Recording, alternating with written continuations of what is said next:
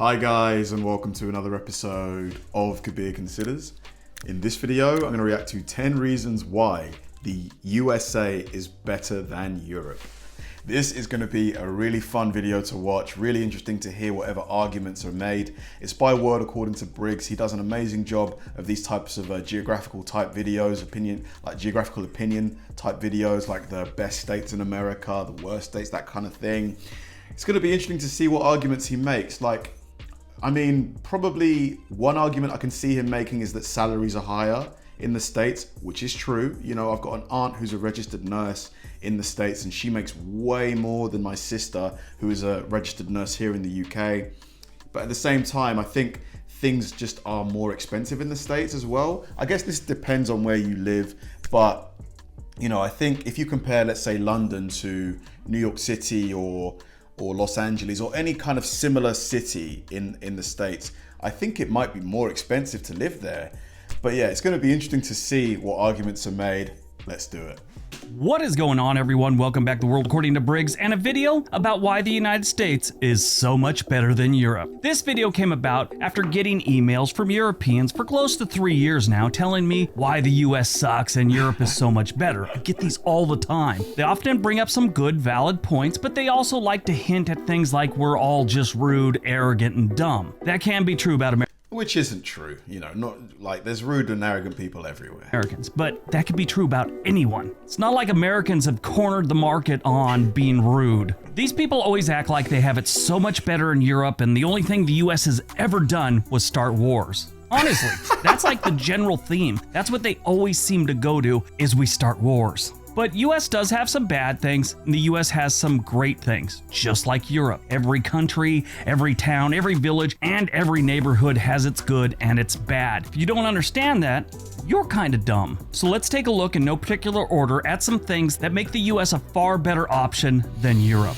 All right, let's go. Number 10, world wars. We don't have them. We never have. We hopefully never will. We just don't have world wars here in the United States. What do you mean, world wars? Like, it's not possible to have a world war in a country. We've had a civil war, and we've had some other things. And before you do, stop typing. Yes, Pearl Harbor was part of World War II, and it was on American soil, but that was just an attack that took a couple hours. The Japanese also did take hold of some rock outcropping we had in the Bering Sea near Alaska. They stayed there for a couple months. We didn't even try and chase them out. But when it comes to world wars, no real combat on American soil other than those. I see. Okay. We joined other wars. Matter of fact, we joined 2 world wars in Europe to help Europe. I don't know if you Europeans remember, but there was this German guy with a funny little mustache, and he had plans for all of Europe and pretty much the entire world. If it wasn't for the United States, there's a good chance his dream would have come true. Over 100,000 US servicemen lost their lives in combat during World War II. In World War I, it was about 116,000. So we may have started some wars in our history, but we sure have helped out Europe with a couple of theirs. And from the looks of it, might be a third one on the way.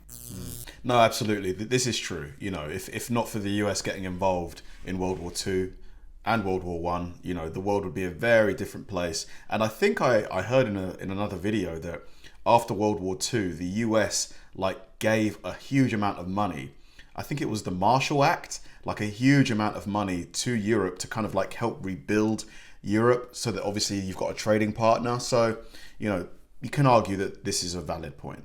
Number 9, amusement parks. That World War II thing, World War I, was kind of depressing, so let's look at amusement parks. We excel at amusement parks. Europe has some wonderful things to do, don't get me wrong, but we set the bar for amusement parks. The Six Flags amusement parks, our water parks, Disneyland, Disney World, Cedar Point, Hershey Park, Busch Gardens, Universal, King's Dominion, Kings Island, and one of my personal favorites growing up was Knott's Berry Farm. It's not the biggest and it's not one of the best, but it's just got a place in my heart, so it gets a mention. Euro Disney's nice, Euro Park, Port Adventura, Future Scope, those are all nice, but it's nothing compared to what we got going on here in the United States. Okay, Legoland started in Europe, and that's pretty cool. We got some here in the United States, but we still blow everyone out of the water when it comes to amusement parks. Yeah, I mean, it's hard to argue against this one either. And it wouldn't even be fair, to add all of Europe together and compare it to the States in terms of the number of amusement parks. You got to compare it country by country. Yeah, it's hard to argue with that. We've got some amazing theme parks here, like amusement parks like Chessington, Alton Towers, Thorpe Park. But yeah, the States, I mean, it's hard to compete with Disney World and Epcot and, you know, the Magic Kingdom and Animal Kingdom. Yeah, it's hard to compete. Number 8, the U.S. economy. If you don't know, the U.S. economy is huge. It's by far the biggest economy in the world. The United States annual GDP is about $21 trillion.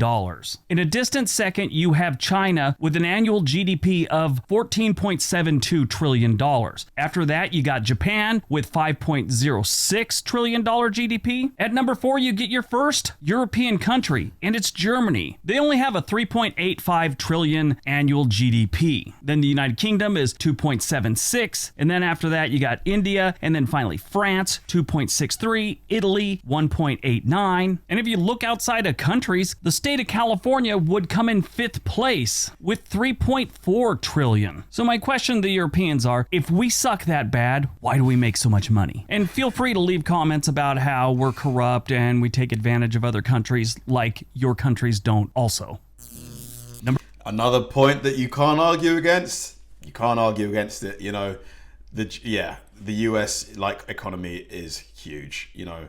The products you guys make are everywhere, you know, Apple, you know, Intel, their products are found everywhere across the world. Hard to argue against it.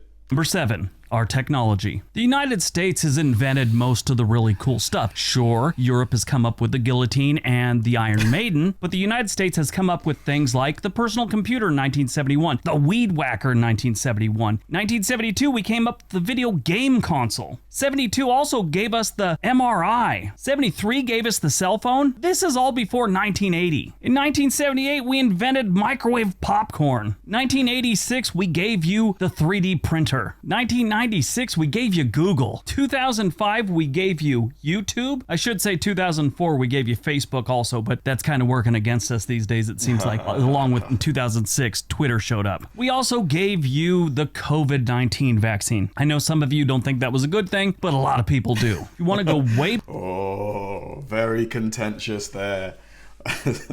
That's gonna get some interesting responses. Back 1938, we invented the chocolate chip cookie. Take that, Europe, you and your croissant. Number 6, gas prices. Your gas prices suck, Europe, face it. I know you go by liters, and we're going to break it down for gallons, which we use here in the United States, and dollars, okay? I found a nice little chart that breaks it down as of May 1st, 2022. The highest gas prices in the world right now is Hong Kong, and it is $10.87 on average per gallon of gas. Norway, it's 9.13 for a gallon of gas. Monaco, it's... Hold on, why is Norway? I thought Norway produced a lot of oil.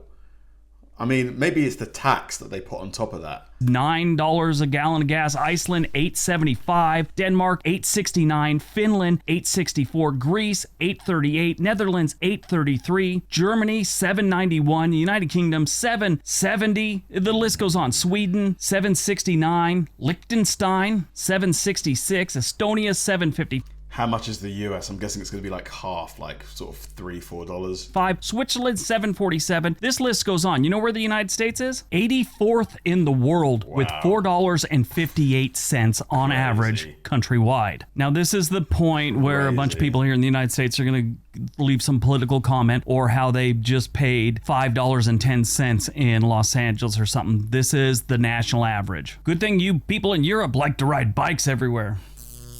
Mate, honestly, when like some of you guys are like, you know, our gas prices are too high, it's like we're paying nearly double. It's just crazy how much. I just don't know why we pay so much here.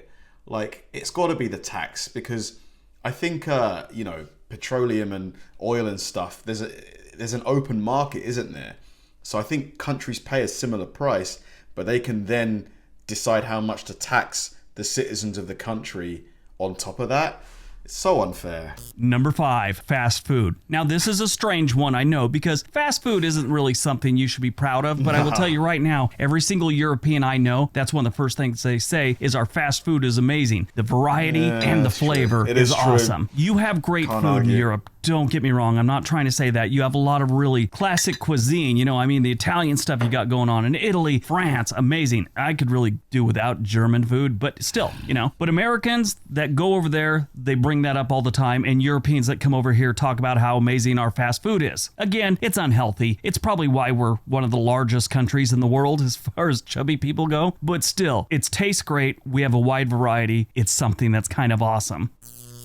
Yeah, I can't lie to you. I'm a lover of fast food. I just try and like run a lot to kind of keep the weight off. But yeah, the amount of food videos I've done about America, yeah, the food options you guys get in, it's just insane. It's crazy. Number 4, modern music. Jazz, blues, rock and roll, rap, hip hop. As far as modern music goes, it all started here, and anything that was done in Europe was basically a new version of something that came from the United States. Prove me wrong. Now, if you go way back in music, Mozart, Wagner, Chopin, Bach, those are all great. But what have they done for us lately? I mean, they haven't done much for us lately. It's because they're all dead. Because they all died like in the early 1900s or late 1800s or even earlier than that. They haven't done much for us lately. But modern music is where the United States shines. What is considered to be the first rock and roll song ever was done by Ike Turner and Jackie Preston. They wrote a song called Rocket 88, and that is considered to be the first rock and roll song ever. If it wasn't for that, and then Elvis taking that type of music, and Buddy Holly and people like that, we wouldn't have had the Beatles or the Rolling Stones or some version of that. Again, don't get me wrong, there has been some amazing modern music that's come out of Europe, but yeah, we started it.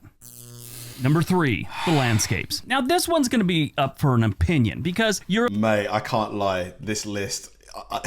he's killing it, man. Like, there's nothing that I could really argue against it.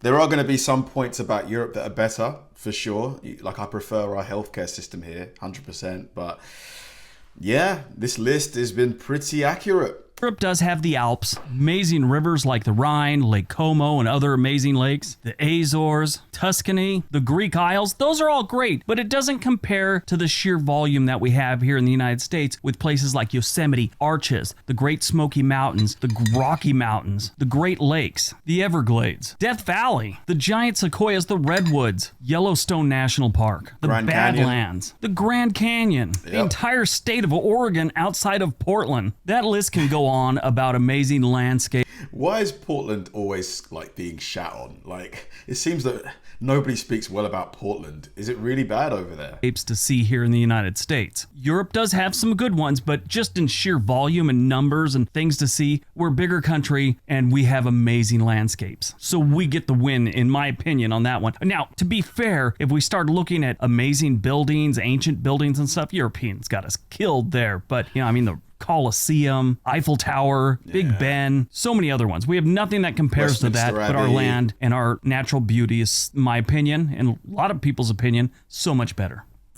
Yeah. Taxes. Everyone in the United States always seems... Yeah, for sure. I think you guys pay less tax in the States than we do here. Like, for example, if you're making about... Let's say you're making £50,000 a year, like before tax.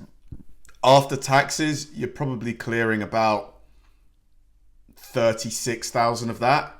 Like, how much would that be in your state?